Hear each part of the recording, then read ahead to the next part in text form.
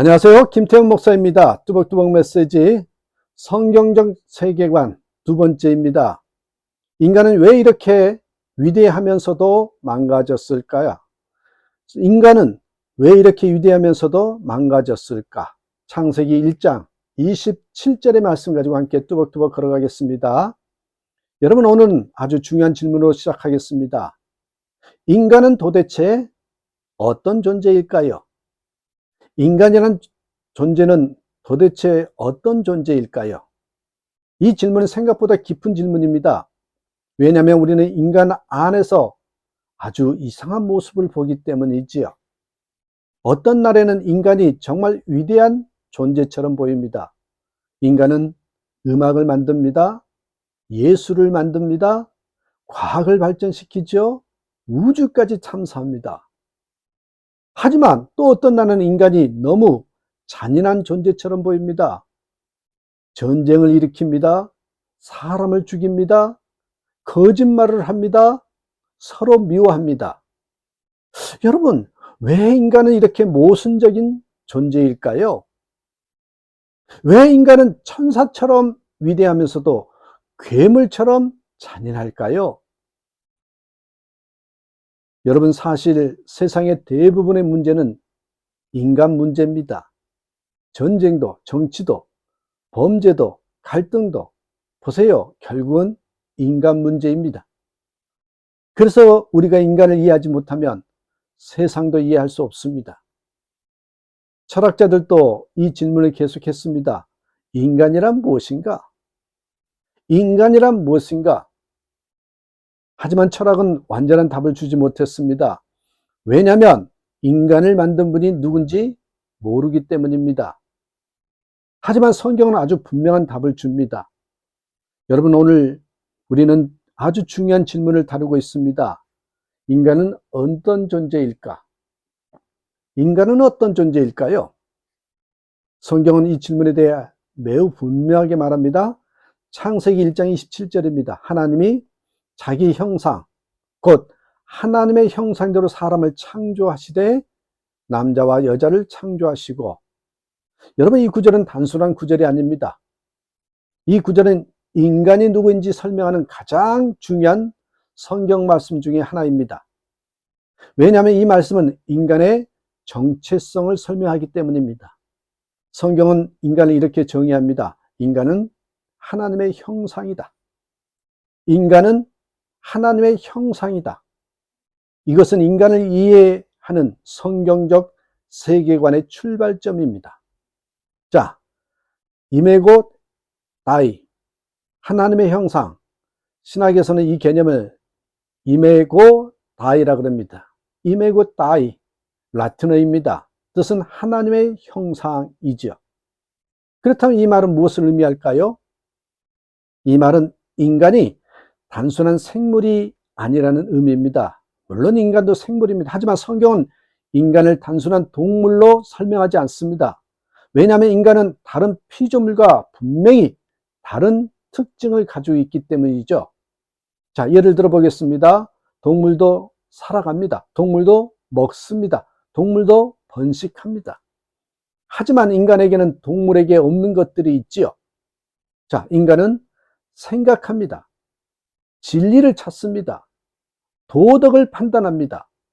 사랑합니다. 예술을 창조합니다. 음악을 만듭니다. 문명을 발전시킵니다.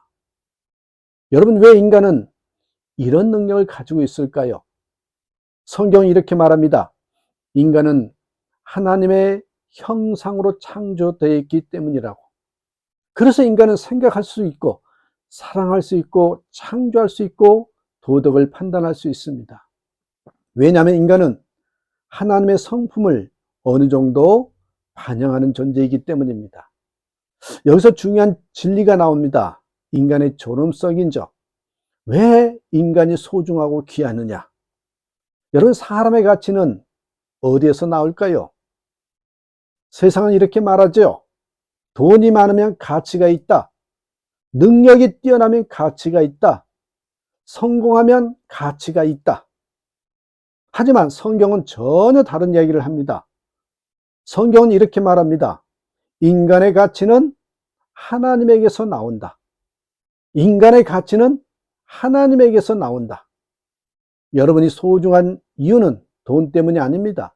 능력 때문이 아닙니다. 성공 때문이 아닙니다.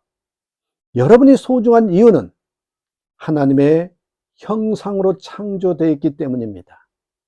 그래서 성경은 어린아이도, 노인도, 가난한 사람도, 병든 사람도 모두 소중하다고 말합니다. 왜냐하면 모든 인간은 하나님의 형상을 가진 존재이기 때문입니다.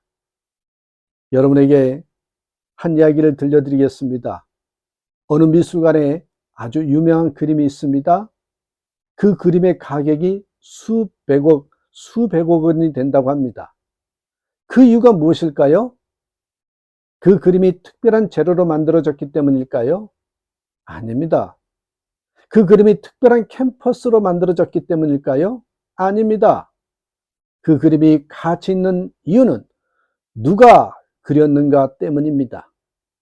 위대한 화가가 그렸기 때문에 그 그림은 엄청난 가치를 가지게 됩니다.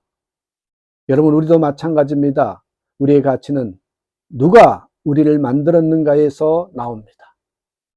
우리는 우연히 생긴 존재가 아닙니다. 우리는 하나님의 작품입니다.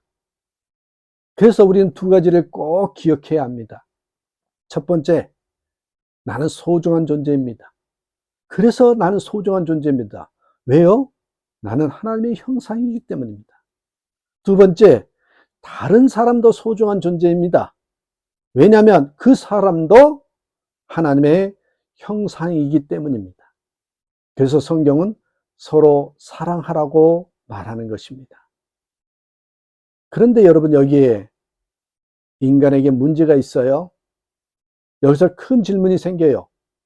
만약 인간이 하나님의 형상이라면 왜 세상은 이렇게 망가졌을까요? 인간이 하나님의 형상이라면 왜 세상이 이렇게 망가졌을까? 왜 인간은 거짓말을 하고 미워하고 폭력을 행사할까요?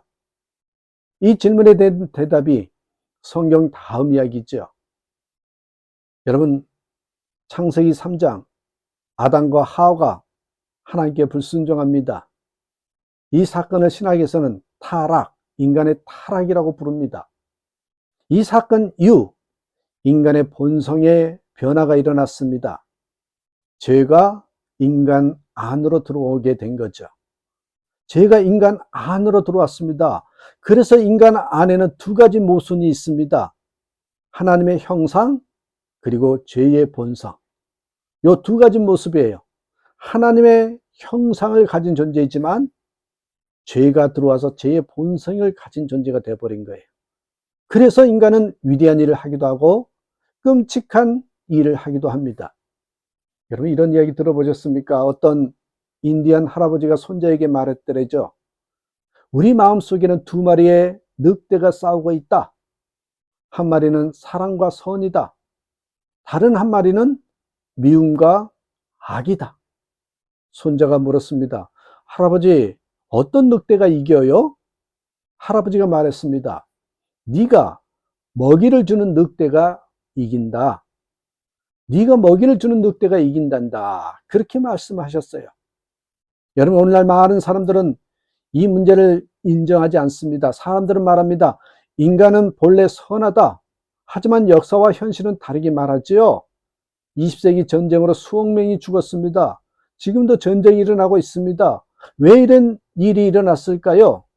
성경은 말하죠. 죄 때문입니다. 인간의 죄 때문입니다. 하지만 하나님은 우리를 포기하지 않으셨습니다.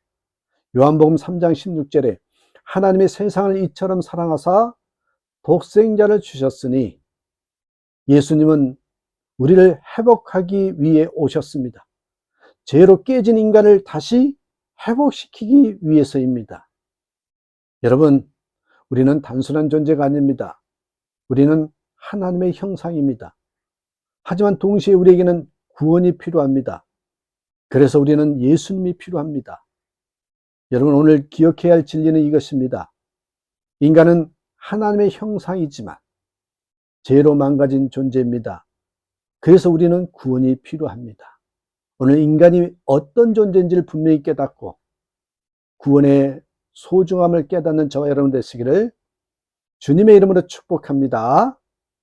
감사합니다.